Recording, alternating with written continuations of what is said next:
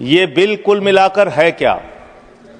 बड़े बकाए कर्जदारों को, जो बड़े बड़े कर्जा लेके बैठे हुए लोग हैं, उनको आप संरक्षण देने का काम इस बिल के माध्यम से कर रहे हैं। और मैं इसको इस रूप में भी कहूंगा कि बैंकों में आम आदमी का पैसा जमा है, मान्यवर, किसान का, मजदूर का, कर्मचारी का लाखों करोड़ रुपए जमा रहता है। वो पैसा आप गरीब आदमी को नहीं देते, उनके रोजगार के लिए नहीं देते, एमएसएमई सेक्टर के लिए नहीं देते।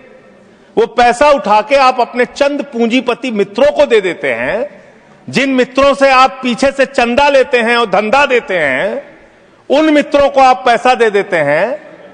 और जब वो मित्र आपके डूब जाते हैं तो आप उनको बचाने के लिए ये बिल लेके आते हैं। तो कुल मिलाकर बैंक डकैती को लीगलाइज करने का ये बिल है।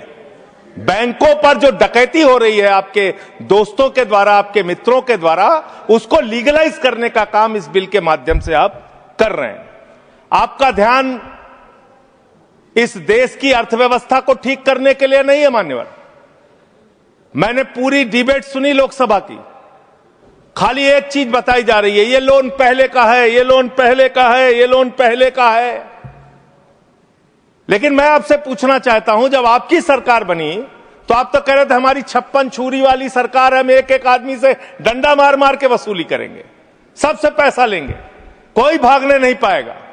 लेकिन आपके राज में, मोदी जी के राज में 9,000 करोड़ रुपए लेके विजय माल्या भाग गया, 20,000 करोड़ रुपए के लेके नीरव मोदी, मेहुल चौकसी भाग गया, 6,000 करोड़ रुपए लेके नितिन संदेशरा भाग गया, 2,500 करोड़ रुपए लेके ललित मोदी भाग गया। ये बड़े बड़े जो हजारों करोड़ रुपए के लुटेरे थे, हिंदुस्तान से भगाया किसने इनको? आपने भगाया, ये गुनाह आपने किया। इसलिए आपको देश की अर्थव्यवस्था को ठीक करने का आपकी मंशा नहीं है। आपकी जो 56 छुरी वाली सरकार थी, उन्होंने तो इन लोगों को भगाने का काम किया, इन लोगों को निकालने का काम किया, सेफ पैसेज देने का काम किया। देश की जनता लूटी गई, बैंकों को आपने खाली करने का काम किया। और ऑथेंटिकेट करते हुए मैं आपको बताऊंगा, मान्यवर, ये आपका लोकसभा में दिया गया सरकार का उत्तर है, मेरे घर पे नहीं बना। इसमें आप लोगों ने साफ तौर पे बताया है कि आपने करीब करीब 70% कर्जा 5,44,000 करोड़ में से मात्र 1,60,000 करोड़ रुपए आपने कर्जा वसूला और बाकी सब का सब आपने माफ कर दिया। ये तो बड़ी अच्छी स्कीम है आपकी, बहुत अच्छी स्कीम है। यही स्कीम आप किसानों के लिए लाइए, यही स्कीम आप मजदूरों के लिए लाइए, रेहड़ी पटरी वालों के लिए लाइए, छात्रों के लिए लाइए, छोटे दुकानदारों के लिए लाइए। और कहिए कि अगर 1 लाख रुपए किसी किसान का बाकी रहेगा, 30,000 रुपए दे दे, उसका बाकी कर्जा माफ। कहिए कि अगर 1 करोड़ रुपए किसी दुकानदार का, छोटे व्यापारी का माफ रहेगा, बकाया रहेगा, उससे 30 लाख रुपए लेके 70 लाख रुपए माफ। क्योंकि यही काम तो किया है आपने। मैं इस ऐतिहासिक और दूरदर्शी बिल के लिए हमारे प्रधानमंत्री श्री नरेंद्र मोदी जी और वित्त मंत्री श्रीमती सीतारमण जी का बहुत बहुत आभार व्यक्त करती हूँ। एक वक्त था जब कांग्रेस के प्रधानमंत्री जो हैं, बड़े बड़े उद्योगपतियों के जो लोन हैं वो फोन पर कराया करते थे। और इस बात में कोई भी संशय नहीं है कि जैसे नेता होते हैं वैसी ही जनता होती है, जैसे राजा होते हैं वैसी ही प्रजा होती है। और इसका सबसे बड़ा प्रमाण महोदय जी हमें 2016 में मिला, जब आईबीसी पहली बार आया और हम सब ने देखा कि एनसीएलटी में जो 87% जो केसेस थे, उनके जो सेटलमेंट वर्थ 13.9 लाख करोड़ के थे, आईबीसी आते ही वो सेटलमेंट बिना कोर्ट जाने से पहले ही प्री एडमिशन स्टेट पर ही वो सेटल हो गए।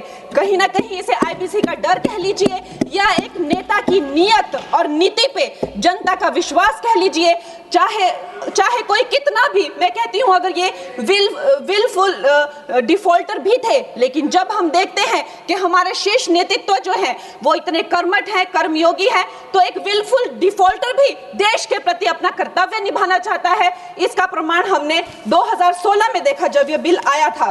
इस बिल का सबसे बड़ा सुधार है महोदय जी, आईबीसी का सबसे बड़ा प्रमुख सुधार है जो एनसीएलटी को जो है 14 दिन का जो विंडो मिला हुआ है, जिसका ट्रिब्यूनल को जो है 14 दिन में ही ये बताना पड़ेगा कि वो ये केस ले रहे हैं या नहीं ले रहे हैं।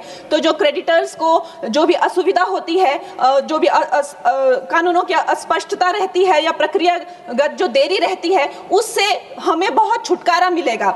उसके बाद जो क्राउन डेट करके जो अंग्रेजों द्वारा चलाई गई ये जो कुनीति है, जिसके करके जो भारतीयों को लूटने का एक जो उनका जो काम था, कभी कांग्रेस ने नहीं सोचा कि हम भारतीयों को इससे मुक्ति दिलाएं।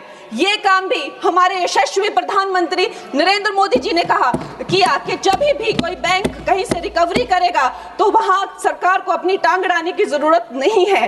वो धन जो है लोगों के पास जाना चाहिए, गरीबों का पैसा जो है गरीबों के पास जाना चाहिए, और इसके लिए हम बहुत आभार व्यक्त करते हैं इस बिल की। और प्रधानमंत्री जी महोदय जी, बैंक जो है किसी भी अर्थव्यवस्था का जो है वो आधार होते हैं।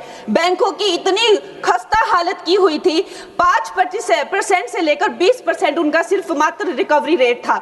और ऐसे यहाँ के वित्त मंत्री थे कांग्रेस के जो कहते थे कि ये अनपढ़ गवार लोगों का देश है, ये क्या डिजिटल पेमेंट्स करेंगे। और हमारे प्रधानमंत्री जी ने जो भारतीयों का आत्मविश्वास तार तार कर दिया था, ये कांग्रेस के लोगों ने उन आत्मविश्वास को जगाया। 50 करोड़ से ज्यादा जन धन खाते खोले, जन जन को जो है बैंकों से कनेक्ट किया, और आज जो है बैंकों का जो है सशक्तिकरण जो है प्रधानमंत्री नरेंद्र मोदी जी ने किया है। एनपीए का जो रेट है, मतलब जो नॉन परफॉर्मिंग एसेट्स थे, कांग्रेस के टाइम पे 11.5% थे, और अब मार्च 2025 में वो घटकर 2.25% हो गए हैं। लेकिन राहुल जी क्या कहते हैं कि हमारी इकोनॉमी तो डूब रही है, कहीं कहीं जाके वो देश के बारे में इतना गंदा बोलते हैं। उनको एक ट्यूशन देनी चाहिए और उनको बताना चाहिए कि 3% जो है ग्लोबली एक्सेप्टेबल है, it is in a very good position, और उनको शर्म आनी चाहिए। हर जगह जाकर जो है भारत की इकोनॉमी के बारे में इतना गलत बोलते रहते हैं। उसके साथ ही ये इसका सबसे बड़ा सुधार जो है वो है क्रॉस बॉर्डर इंसॉल्वेंसी के, मतलब जो हमारे जितने क्रेडिटर्स हैं अब वो बाहर के देशों में जाकर भी जो है अपनी रिकवरी कर सकते हैं, बाहर के देशों के एसेट से भी अपनी रिकवरी कर सकते हैं, वहां भी डिफॉल्टर्स पे केसेस कर सकते हैं, और भारत में अपना लूटा हुआ या खोया हुआ धन जो है वो भारत में वापस ला सकते हैं।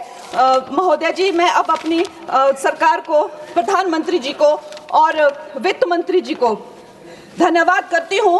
उनकी रिफॉर्म, परफॉर्म, ट्रांसफॉर्म का जो मूल मंत्र है इस बिल से वो धरातल पे आया है, और ये भारत की आर्थिक शक्ति और पारदर्शी व्यवस्था का जो है जीता जागता प्रतीक है। मैं इन्हीं शब्दों के साथ में एक बार फिर माननीय प्रधानमंत्री जी और वित्त मंत्री जी को धन्यवाद देती हूं, और पूर्ण रूप से इस विधेयक का जो है वो आभार और समर्थन करती हूं। धन्यवाद।